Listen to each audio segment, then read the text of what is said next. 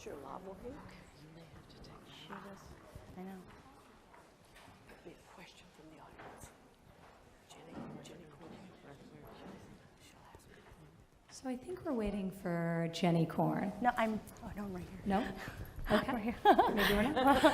Well, we're going to well- have you start with opening remarks, and then we'll do questions. Terrific. Thanks, Jenny. So that was pretty powerful. We're in the White House, small business owners, entrepreneurs, and you heard from a large former business owner, a large business owner, and a tremendous entrepreneur. And we're sitting here on stage with Administrator McMahon, who has such an incredible entrepreneurial history and can so personally connect with the stories of so many people here. But it is very powering, it is very inspiring, and really this administration, day in, day out, is steadfast in its commitment to jobs and job creation. And you as business owners are really fueling that and really driving that. And we're looking to unleash you so you can bring your full potential, so you can create more jobs. I believe 60 million jobs in this country are a direct result of small business entrepreneurs such as yourself. So it is tremendously impactful on the ecosystem of job creation. And we're doing everything we can, and we'll look forward to your input today as we take some questions on how we can do even more, but through comprehensive tax reform that will enable you to have more money to reinvest in the growth of your businesses, to regulatory reform. There are some 800 regulations that were put on the books by the previous administration that really, many of which, not all of which, but many of which really stifle your ability to grow and to continue to create and produce.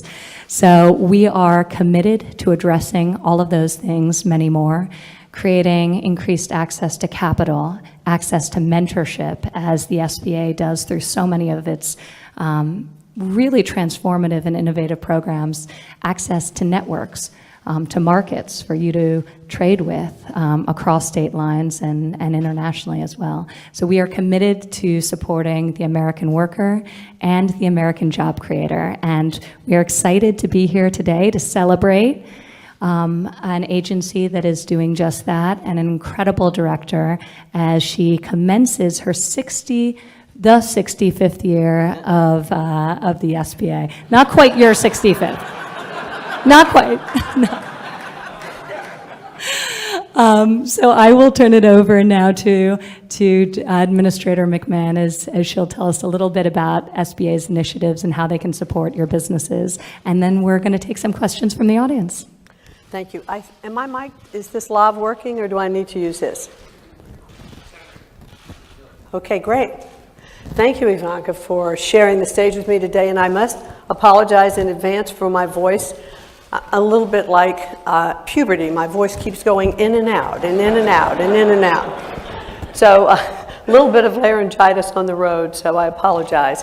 I'm so delighted to be here this afternoon as the administrator for the Small Business Administration.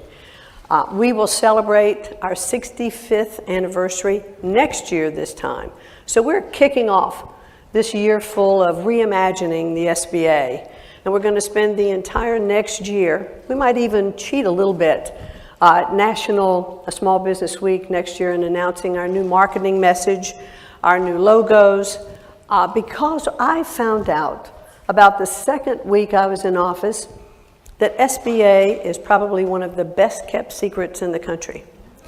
You think SBA, what do you think? Think loans. SBA is so much more than loans. It is counseling. Yes, it is access to capital, which businesses need obviously to start. Cash is king. But then I found out that the counseling and the mentoring aspect that comes along with SBA is as important, or almost as important, as the cash. So we have components of access to capital, counseling, government contracting, which grows many of our small businesses. And then we have disaster relief. Because what happens when a disaster hits an area? Many businesses are put out of commission. Homes are lost. It's one of the few times that SBA, the only time that SBA is involved in the home mortgage market, as well as business loans. because it is our goal to get businesses back up and running, because they are not only the engine of our economy, the backbone of our economy, but they are the glue for their communities. So those communities need to come back online. So SBA is there working with FEMA, who are the first people on the line, as a former Secretary Kelly knows. And we want to get everybody back up, paying taxes, selling their goods and services. So it's an all-encompassing organization. And it is my goal to make sure that about a year from now, if not sooner, SBA is no longer a secret.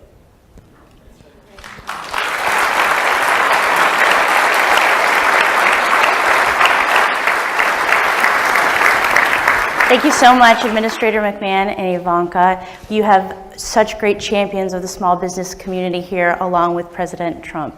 And we want to now hear from the small business community. So if you have a question, please go ahead and raise your hand, and I'll come over to you, and you can ask your question to the Administrator or Ivanka. Yes, sir. If you could tell us your name, your company, and your question. Hi there, I'm Jeff Dykes. I'm a firefighter from Wisconsin. I started a company called Northern Star Fire. I've been a firefighter for over 20 years. I know how to do that job inside and out, but I recently invented a new style of compass that's going to save firefighters' lives. What I'm struggling with as a new business owner is the ins and outs and the daily operations to run that business.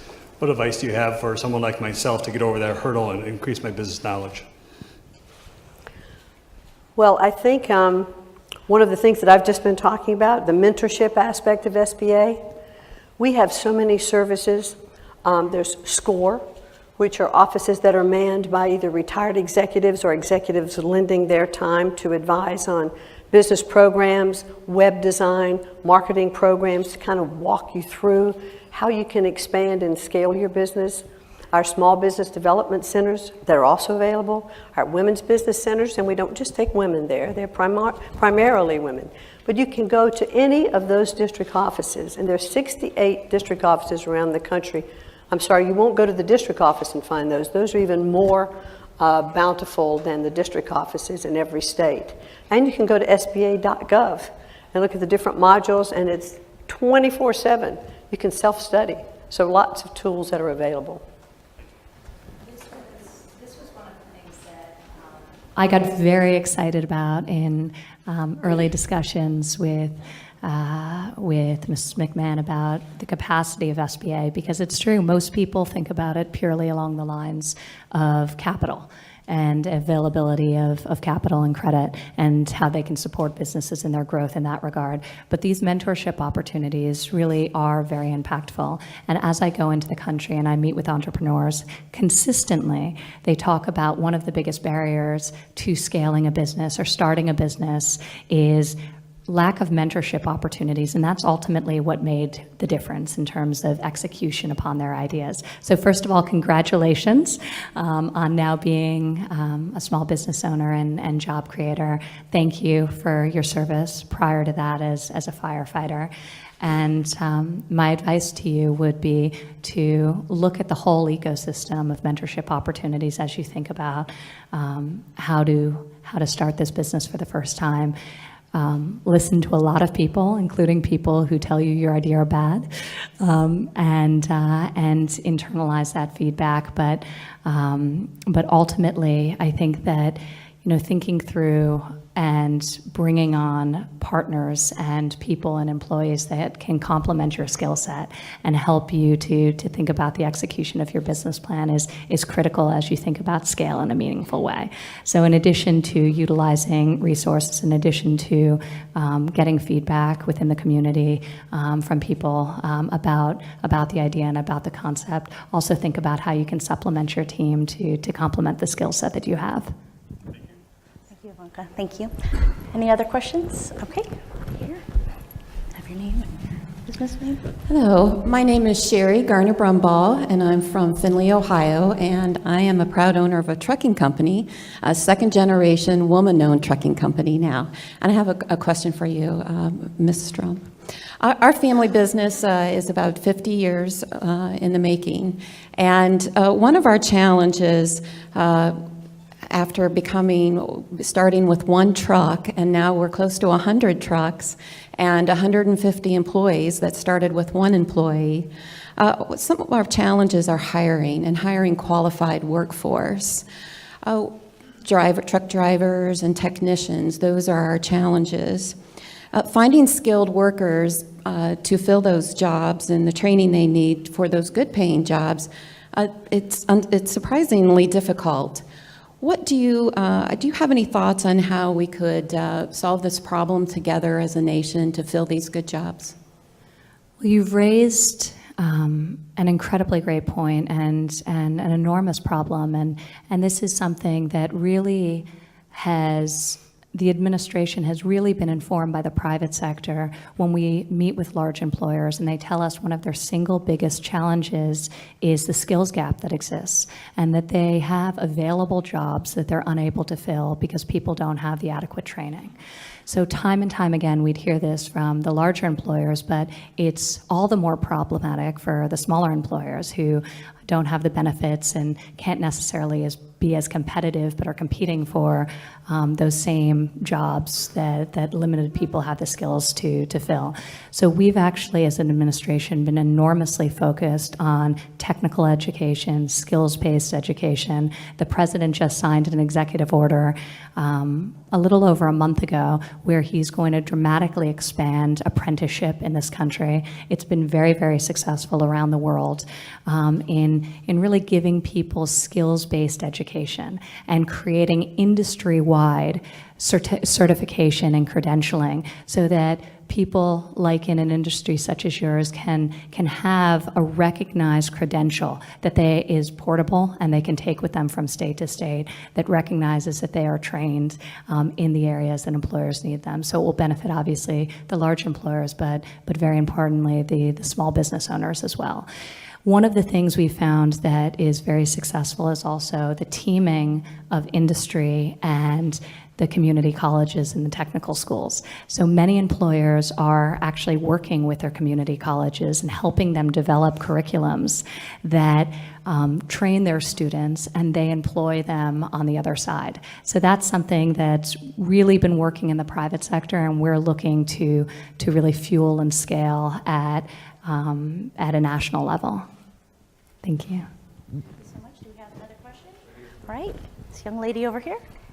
What's your question? Hi, my name is Tana Green, and I started a company called Blue Bloodhound. And Sherry, this is for you, and this was not a setup. So I created an online marketplace for professional truck drivers when they're in need of work to match with a motor carrier who needs a driver. So we're just rolling out, but my biggest concern is the regulations that are going to stop me from growing. And my concern is for all small businesses in all industries with what can we do with this regulation issue to help us through these phases. Well, I think you heard the president when he started off, and I'm so appreciative of the fact that he has rolled back already so many regulations and make it possible to move forward. And remember, I think he was only about less than a dozen days in office when his executive order stated that for every new regulation you want to create, you've got to get rid of two. And I think that is really bringing down the regulatory environment in our country. And I hear this same message as I'm out touring the country on what we're calling our Ignite Tour from SBA, because I'm visiting every district office. There's 68 of them in the country, but I hold business roundtables and visit small businesses. And the regulatory environment is clearly one that is just crippling and strangling a lot of small businesses as well as large businesses. And I believe that it's like about $1 trillion a year it costs for all businesses, to comply with the regulations. And that's just a ton of money. I'll give you just a little example of how this affects small businesses. Just now, I was in Portland and Seattle and Alaska, and then came back to Milwaukee and Detroit. But when I was at a small brewery, the owner of the company said the regulation that bothered him, he said, I could just tell you it's volumes of regulations, but let me give you one example. He said, I wanted to launch a new beer. And he said, so we had the bottling, we had the formula, everything's approved, we're ready to go. Sent in the label for it to be approved. And it was kicked back. Label was wrong. He said, so we resubmitted it and sent it back, kicked back again. He said, I finally found out they kicked back the label because a comma was missing in the text on the label of a description of the product. He said, and we were delayed 6 months launching our product. Now, you're a small business person. You're trying to reclaim that 6 months of lost business opportunity. Those kind of regulations we don't need.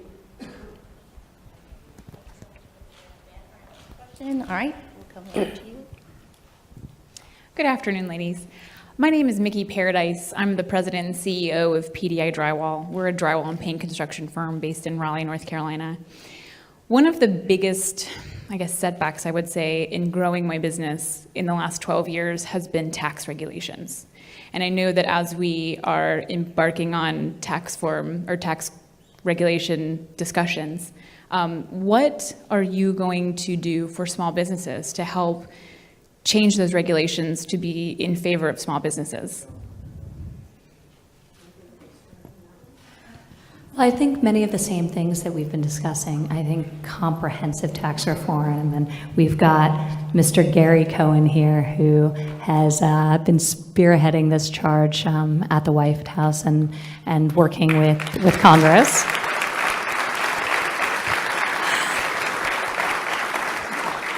So you can definitely pick his brain about tax reform. It's definitely high on his mind these days.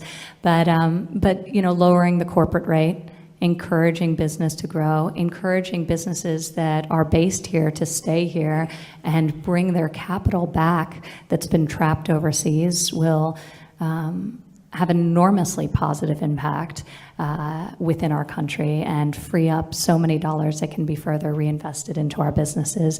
And then I think in conjunction with regulatory reform, which we've come out of the gate swinging on, so it's a major focus. And I think my father's particular sensitivity to this issue is having been such a successful person in business himself. So he understands the limitations, whether it was on businesses that he was looking to buy or he was looking to grow, but also in dealing with suppliers and smaller businesses that serviced his companies over the years. So he very much understands how the regulatory environment, while important on some level, has grown to a place where it is the unintended consequence is really stifling the entrepreneurial spirit.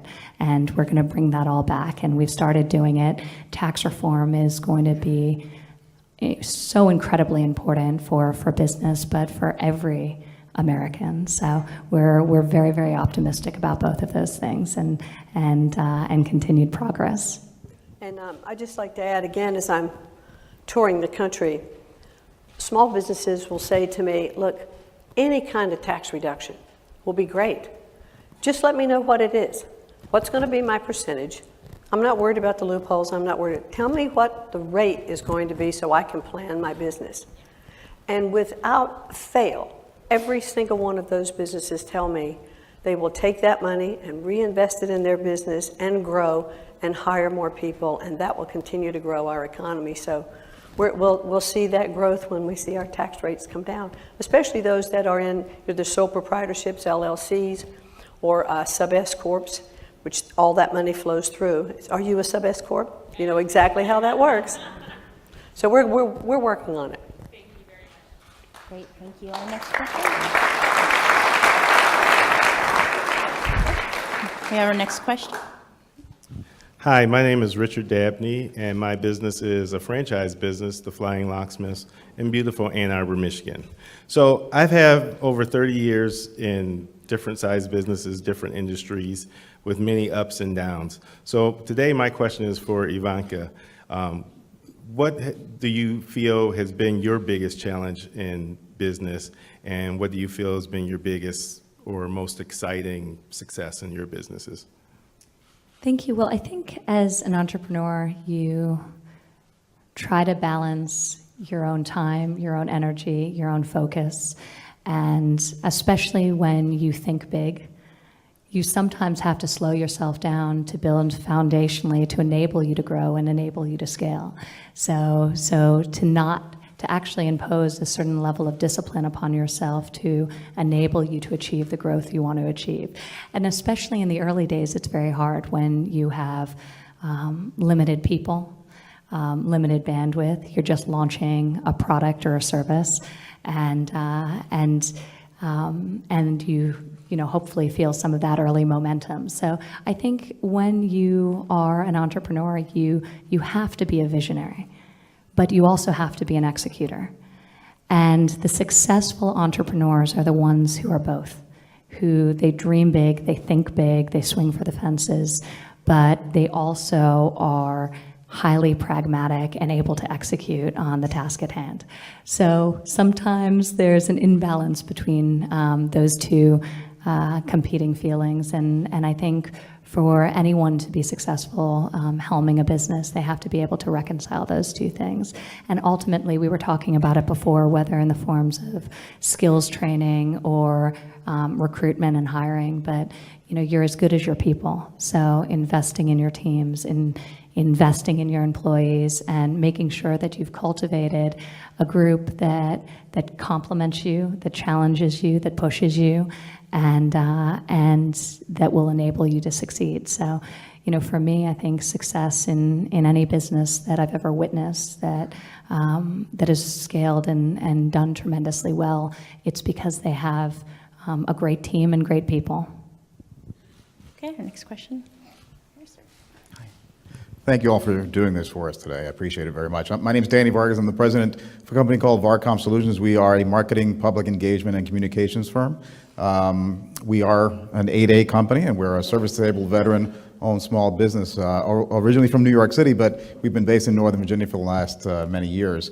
Virginia is the #1 state for veteran-owned businesses, and as a minority-owned business and as a service-disabled veteran-owned business, our right to pursue the American dream is something that I hold very near and dear to my heart. But I am wondering, I'm curious, as to, over the last several months, I'm sure you've had the opportunity to meet a great number of entrepreneurs. Is there one particular story that stands out in your mind as probably the most inspirational story of from a small business owner? Oh, wow. It's been incredible to hear so many stories. And not just since I've had the great fortune to be part of this administration, but also during the 2 years prior, campaigning and traveling around the country. And one of the unique things about this experience, and you know, in this case, my father was running for president of the United States, people would come up to you wherever in the country you were and tell you their stories. With such tremendous detail, and tell you of their hardest challenges and share with you things in a way that they never otherwise would have. You could have walked the same streets, met the same person, and they would never open themselves up to you in the same way they do during the process of a campaign, and now today being part of this administration. So I feel blessed for the candor in which people share their ideas and their perspectives and their personal stories. Linda and I were actually together in Baltimore just days after the inauguration, and we did a roundtable with small business owners, predominantly female, predominantly minority small business owners, hosted by the National Urban League. And one of those women who I've stayed in touch with today, and actually brought her over to the White House a few months later, is named Lisa Phillips, and she had a small business, a party planning business. And she told me her story, and I think we were all crying. It was so amazing. She had started out homeless, and is just now got engaged, just very recently, but this spring got her master's degree, has a small but thriving small business in the party planning space, and is giving back by volunteering homeless youth in her community of Baltimore. So these types of stories forever change you. It's unbelievable to hear the grit, the perseverance, and the energy. I know she's going to continue to make an enormous impact, not just within the context of her business, but in the context of her community. And that's one of the things, I mean, we talk about small business in how it's going to grow our economy and how it's going to benefit other American workers, but the amount of philanthropy being done on a local level by small business is enormous. And I'm sure each of you can share your own stories just about how you're able to give back and how you do in such a tremendous way. And that's deeply inspiring as well. So Lisa's story was very moving to me. And last year, this year, during our National Small Business Week, there was a company just outside Austin, Texas, Ember Manufacturing, and their company was all about electronics and small circuit boards and all that. So you can imagine you've got a warehouse full of all of these small, intricate little circuit boards and electronic equipment. And the river flooded and just flooded their entire manufacturing operation. Water was, this deep, mud. I think it destroyed about a third of their inventory and of their finished product and everything they had in process. And so the gentleman who was the proprietor of this company said, what was so amazing, and I was very happy that SBA was able to come in with a $2 million disaster relief loan for him. But it was that he talked about how his employees would come in and work all hours, and they actually had to take cloths and wipe down all of the wires and the cables and clean the circuit boards, those that were salvageable. And they spent hours and hours doing this. And in 6 weeks' time, they were back up and running. But now many of the employees couldn't come in and work during that time. They just didn't have room for them. He continued to pay his employees and their benefits, through that entire time, and helped, with donations into the community as well. And so it just lets you know the heart of entrepreneurs. They're risk takers, but they are on 24/7, and they're often, the CEOs and the janitors. And that's why, they'll always have a special place, in my heart, because I know what that's like. We've all started small. Well, those are wonderful stories, just like many in this room, and we have time for one more of our business owners to ask a question. Hi, my name's Jim Worthington. I'm the owner of the Newtown Athletic Club in Newtown, Bucks County, Pennsylvania, a 25-acre lifestyle center. I'm also co-chair of IRSA, the largest trade organization for the fitness industry, and an advocate through my business of the Right to Try bill. So after all that, I'd like to ask both of you, what are the experiences that you've had that you'd like to share in your business careers, and some of the do's and don'ts or lessons you learned that would be beneficial to us today? Thank you. Well, I think every entrepreneur goes into business knowing they're taking a risk. So you have to manage that downside risk. But I can tell you one of the ups and downs that I've had. I've been bankrupt. My house was auctioned off in our neighborhood and my car repossessed in the driveway. 7 months pregnant with our second child. So when I talk to entrepreneurs that have had failing businesses or had a bad time, some of them refer to it as a bad patch because they're determined to come back.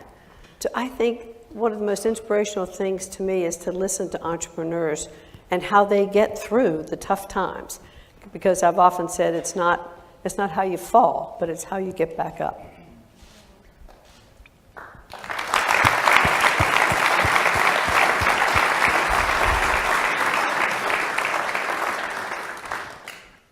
I've had an interesting experience in that I both am an entrepreneur and having started my own business, but also worked within the context of a family business that was highly entrepreneurial. So I've had both, working within a large family business, having started my own small business, and ultimately grew it to be a rather large business. But I think for me, one of the real challenges was managing the competing demands of raising a family and running a business and working within a family business, and then politics got layered on top of all of that. And then I got pregnant with my third child in the midst of all of that. And one of the things I will say, there's no right answer, and people ask about balance a lot, and I'm always sort of dismissive of it because I don't think you can plan for balance. You can strategically structure your schedule to avoid work travel, and then coming home and having an event where you have to be out, and so you can manage things like that. But we all know that we're one kid's illness away from losing all balance.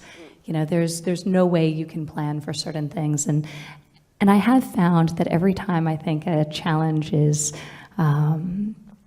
large and will be hard for me to overcome, that's been put in my path, or anyone else that I've met with that has been successful, if you grind through it, you get through it, you look back in retrospect, and it feels much more manageable than it was in the moment.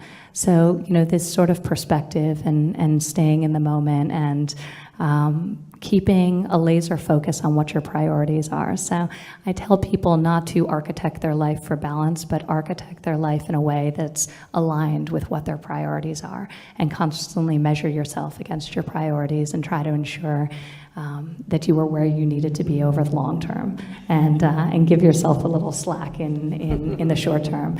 But I will say, as an administration, we're very focused on thinking about how we empower the American working family, and how we empower not only business owners and entrepreneurs, but how we enable people to achieve a manageable balance through policies around making childcare more affordable and accessible, advocating strongly for paid family leave, to support the reality of the dual income modern working family. So thinking through policies that can support the family, I think, is informed by what I have seen and what I've witnessed as an entrepreneur. Great. Thank you. Thank you so much for all your questions. This has been such a pleasure, and really, Administrator, I just want to congratulate you on embarking on this 65th year at the SBA. We have no doubt that under your leadership, the agency will do just incredible things. And it's been a pleasure to meet each and every one of you, because you are each the realization of the American dream. So this has been a lot of fun for us, and thank you. Thank you, Linda. Thank you. Thank you so much, Ivanka, for sharing the stage with me today. And I would like to thank the President, really, who started this administration, well, all through the campaign. He talked about the economy and jobs. He talked about small businesses, that they were the engine of the economy, the backbone of our economy. And he has shown himself from day one to be such a supporter of small businesses. He is going to push through tax reform, healthcare reform, regulatory reform, because it really will benefit all of our businesses. As I travel and listen to small businesses all over the country, the themes are the same. And they know that we are in their corner. And when I am out talking to these small businesses as the administrator of the SBA, I want them to know that they have an advocate in Washington, not only in me, but in the administrator, but the strongest advocate they have is the President of the United States. He has lived his own American dream. He believes in it, as do I. The American dream exists for all of us, and small businesses will continue to drive it home. So thank you all so very much.